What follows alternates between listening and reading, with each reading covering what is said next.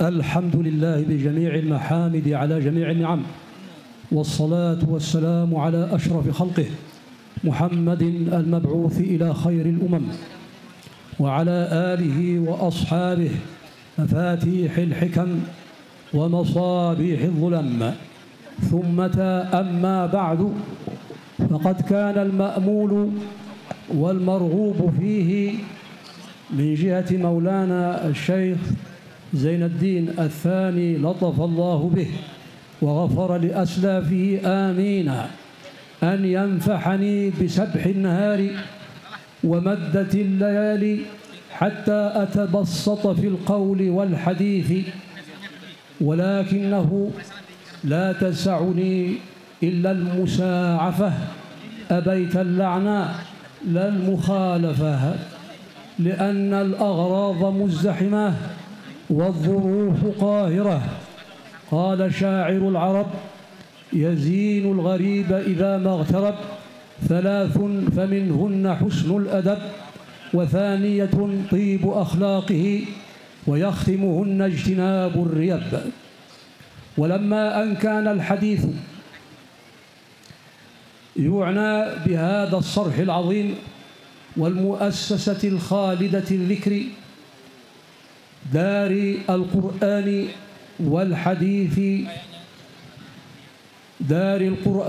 والحديث المجيدية الشافعية، وقد خلع على تأسيسها 90 حولا كاملة، وإنما شرعت هذه المناسبات وما فيها من طيب المعاني وكرم المضامين حتى تبعث فيكم روح الاجتهاد والتفاني وعدم التكاسل والتواني في تحصيل العلوم بحزم وقوة وجد معاشر أبنائنا الطلبة. وكذلك نقول إنه من أغراضها الأساسية الرئيسة ذكر من أسسها وبذل الوفاء له وتعظيمه في القلوب بمحبته والسير على منهاجه ومنواله، رضي الله عنه وأرضاه ونفعنا به وقدس سره العلي. أقصد مولانا الشيخ محمد زين الدين عبد المجيد الأنفناني المشهور. نعم. السلام عليكم ورحمة الله وبركاته. Bismillahirrahmanirrahim. Segala puji bagi Allah Subhanahu wa taala, dengan segala bentuk pujian-pujian yang mulia kita panjatkan kepadanya. Salawat dan salam kepada Nabi yang termulia, baginda Nabi kita Nabi Muhammad sallallahu alaihi wasallam, yang telah diutus oleh Allah Subhanahu wa taala kepada umat yang terbaik. Kemudian kepada para sahabat, beliau adalah muara daripada hikmah dan ilmu yang telah mereka terima dari baginda Nabi kita Nabi Muhammad sallallahu alaihi wasallam. Para sahabat adalah pembawa sinar-sinar ilmu dan iman. Itulah yang sampai kepada kita semua. Kemudian salah satu di antara yang diharapkan oleh pengurus besar Nahdlatul Watan, Maulana Syekh Tuan Guru Kaji Muhammad Zainuddin Ats-Tsani, adalah agar saya bisa menyampaikan banyak hal di tempat yang mulia ini, tetapi karena waktu yang sempit dan banyak hal yang ingin disampaikan oleh yang hadir atau tamu-tamu yang hadir pada saat ini, maka saya akan menyampaikan beberapa hal penting sebagai wujud daripada menyampaikan perintah beliau.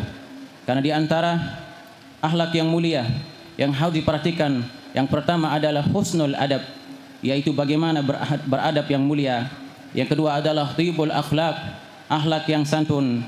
Yang ketiga adalah ijtinabur riyab, menjauhi prasangka-prasangka yang tidak baik. Lalu pada kesempatan yang sangat mulia ini, kita sedang hadir untuk mensyukuri satu lembaga yang telah didirikan oleh pendirinya, yaitu Al-Maghfurlah Maulana Syekh Muhammad Zainuddin Abdul Majid Al-Anfanani, di mana madrasah ini sudah didirikan 90 tahun yang lewat, dan alhamdulillah sampai hari ini masih eksis, masih terus berjalan dengan perkembangan yang begitu pesat. Dan kalian semua hadir di majelis ini adalah untuk mewujudkan semangat kalian untuk menuntut ilmu, untuk mengaji, dan sekaligus melanjutkan perjuangan mulia dari Al-Maghfurlah Maulana Syekh sebagai pendiri dari Madrasah Nahdlatul Watan Diniyah Al-Islamiyah. Dan kehadiran kita semua dan kehadiran kalian semua di majelis ini adalah sebagai wujud kesetiaan kalian kepada pendirinya, yaitu Al-Maghfurlah Maulana Syekh. Mudah-mudahan beliau yang saya maksudkan adalah Maulana Syekh Muhammad Zain Abdul Majid Al-Anfanani Al-Awwal selalu diberikan curahan rahmat, curahan maghfirah, curahan ridha oleh Allah Subhanahu wa taala di alam kuburnya. Amin amin ya rabbal alamin. Barakallahu fika wa saddadaka wa alamak. ثم نقول إن الشيخ رضي الله عنه جاء من قبلة الإقبال وكعبة الآمال مكة المكرمة بعد أن درج في قصباتها ونهل من معينها الفياض وأخذ عن مشيختها الكرام الأقرام، عائدا إلى وطنه مجاهدا في سبيل الله بحسامه وقلمه، فمسح على هذه الأرض بأنامله المباركة ونفث فيها من ريقه الميمون وبث وذرأ فيها من علائق نسائله الأحقاء أو المجازيين. أما الأحقاء فأسرة الشيخ زين الدين الممثلة في مولاتنا وسيدتنا الست ريحان رضي الله عنها وأرضاها ومتعها بالعوافي الدائمة، ثم أنسى لها الممثلين في مولانا الشيخ زين الدين الثاني والشيخ محمد خير الفاتحين عضد أخيه ووزيره. وأقصد كذلك بالمجازيين أبناءه الطلبة الذين لم يزالوا يتوافدون على قلاع العلم هنا وهناك ويرتعون هذه الرياضة الغناء يأخذون منها حتى توافر عددهم وغصت بهم الأرض وامتلأت بأنوارهم وزكى زرعها واحتفل ضرعها بهم. باركهم الله وأخذ بنواصيهم إلى الحق والهدى وبأيمانهم إلى حميد المساعي ونور قلوبهم بما ينور به قلوب أصفيائها وحفظهم ورعاهم وزكاهم وجعلهم مشاعل هدى يهتدي الناس بهم. آمين. نعم. Kemudian sebagaimana yang kita ketahui bahwa Al-Maghfurlah Maulana Syekh telah menuntut ilmu di kota suci Makkah Al-Mukarramah dengan kesungguhan beliau yang kita ketahui, dengan kecerdasan diberikan oleh Allah Subhanahu wa taala. Beliau dalam menuntut ilmu tidak pernah mengenal lelah dari para ulama-ulama besar yang ada di Makkah Al-Mukarramah. Kemudian ilmu yang penuh dengan barakah, ilmu yang penuh dengan cahaya itu beliau sampaikan kepada keluarga beliau secara khusus, baik keluarga nasabnya yaitu keturunan beliau secara khusus. Keberkahan-keberkahan itu mengalir kepada beliau-beliau. Yang saya maksudkan secara khusus keluarga beliau adalah yaitu anak dan cucu beliau. Kemudian yang saya maksudkan di sini adalah Ummuna Hajjah Siti Raihanul Zainuddin Abdul Majid. Kemudian penerusnya yaitu Maulana Syekh Hamzan Wadidua. Kemudian seterusnya juga Tuan Guru Haji lalu Gede Khairul Fatihin.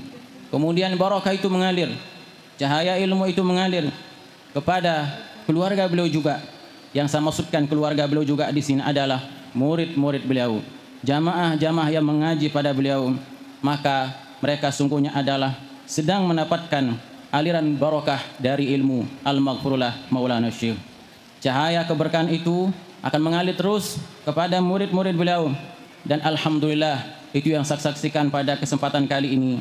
Dan saya doakan mudah-mudahan hati semua yang hadir, hati semua murid beliau selalu diberikan cahaya oleh Allah Subhanahu wa taala sebagaimana Allah menyinari hati aulia-aulianya.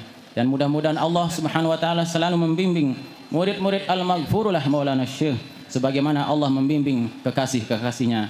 Mudah-mudahan semua senantiasa diberikan barakah oleh Allah Subhanahu wa taala fid dunya wal akhirah. Barakallahu fika wa saddadaka wa alhamaka. ولقد فيما سبق في شأن ومقام هذه المعاهد وهذه القلاع العلمية في المجلس الفارط قلنا هذه المعاهد والصروح العالية جمعية والنهضات الغالية علياؤها أزرت بزرقاء السماء مدت بأرض والسنوخ العاتية. إذا كان ذلك كذلك فينبغي أن يكون أول ما يلفت انتباهتكم وأول ما يأخذ بأيديكم إلى المساعي الحميدة الشكر لله أولا على هذه النعمة السابغة التي تتقلبون فيها ليل نهار، أن تولوا الشكر لله العلي المجيد، ثم بعد ذلك تشكروا الناس.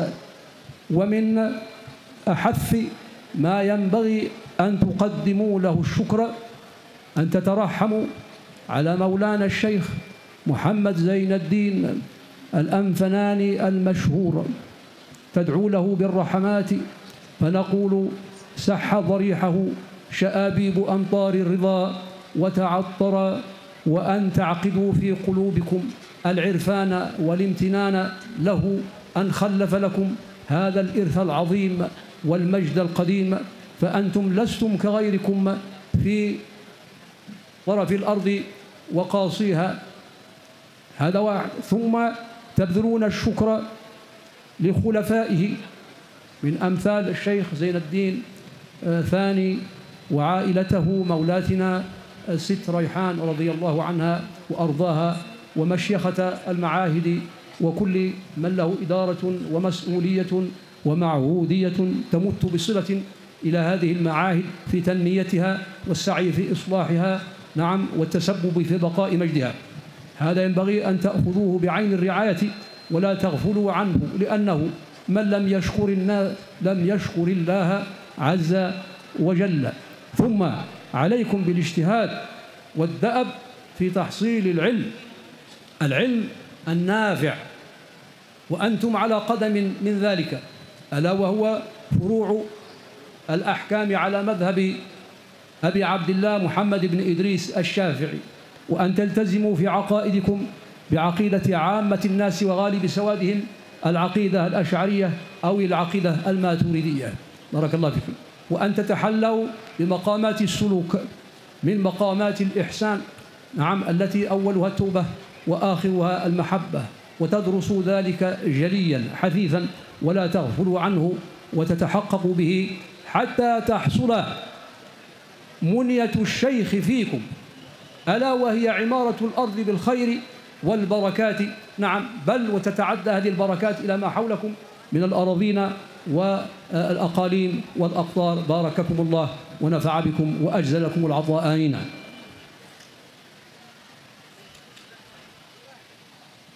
Kemudian pada acara Dzikrul Hauliyah Ma'had beberapa hari yang lalu, saya pernah menyampaikan juga itu tentang Ma'had Darul Quran wal Hadis dan tentang organisasi Nahdlatul Watan. Organisasi Nahdlatul Watan dan Ma'had Darul Quran wal Hadis dalam lembaga pendidikan yang mulia ini adalah sesuatu yang atau pemberian Allah Subhanahu wa taala yang sangat-sangat istimewa dan termahal bagi kita semua. Oleh karena itu, kewajiban bagi kita semua adalah memperhatikannya dengan sungguh-sungguh. Bagaimana kita memperhatikan organisasi Nahdlatul Watan, Ma'had Darul Quran wal Hadis, dan termasuk juga Madrasah Nahdlatul Watan Diniyah Islamiyah yang kita hultahkan pada hari ini? Caranya yang pertama adalah asyukru lillah.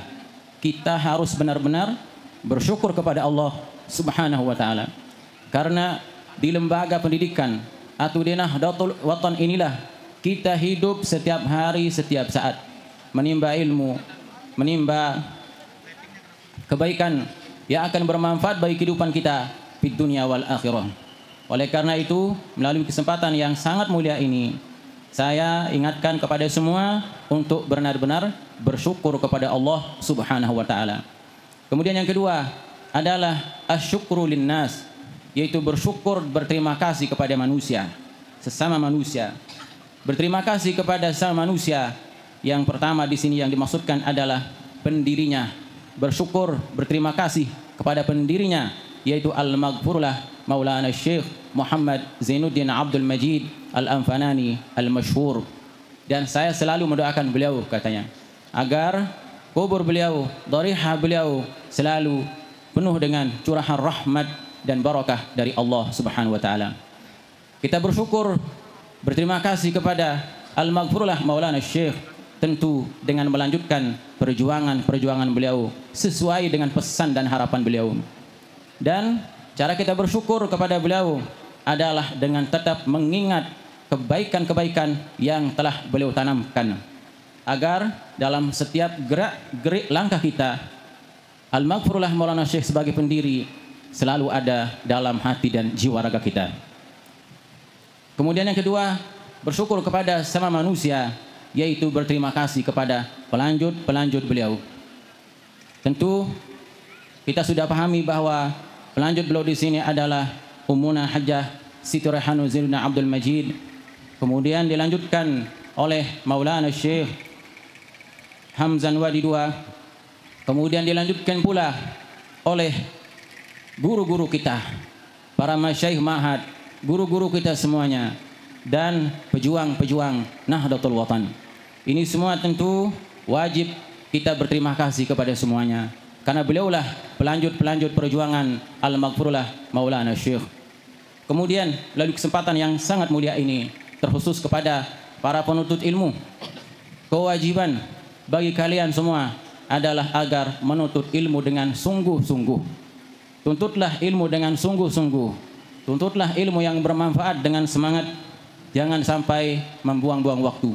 Terutama kita semua di Indonesia ini dan kalian semua yang ada di sini pasti mempelajari fikih Al-Imam Asy-Syafi'i radhiyallahu anhu. Maka ilmu fikih itu harus dipahami dengan baik dan benar. Tuntut dengan sungguh-sungguh agar benar-benar memahami.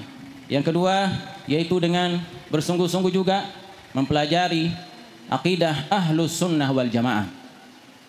Tentu ketika kita menyebut akidah Ahlus Sunnah wal Jamaah, yang dimaksud di sini adalah akidah Al-Imam Al-Asy'ari Abul Hasan Al-Asy'ari dan Al-Imam Abu Mansur Al-Maturidi. Ini juga harus dipelajari dengan baik dan benar. Kemudian yang ketiga, yang sangat penting adalah hendaklah setiap penuntut ilmu itu menghiasi diri dengan akhlak mulia, dengan ilmu tasawuf, di mana ilmu tasawuf itu ada maqamatnya, ada tingkatan-tingkatannya. Itu juga harus dipahami dengan baik dan benar, dan itu harus menjadi hiasan penuntut ilmu, hiasan ahlul ilm, yaitu ilmu tasawuf, ilmu akhlak. Maka dengan tiga ini, insya Allah akan terwujud cita-cita luhur Al-Maghfurlah Maulana Syekh sebagai pendiri organisasi Nahdlatul Watan, yaitu apa? Imaratul ardi bil khairi wal barakat, yaitu penuhnya atau makmurnya muka bumi ini dengan kebaikan, baik itu yang kembali kepada Allah dan kembali juga kepada sesama hamba. Cita-cita luhur seorang ulama tidak ada lain adalah imaratul ardi bil khairi wal barakat, agar bumi ini makmur dengan kebaikan, makmur dengan amal saleh, makmur dengan barakah yang diturunkan oleh Allah Subhanahu wa taala. Barakallahu fika wa saddadaka wa alhamaka wa fahamaka.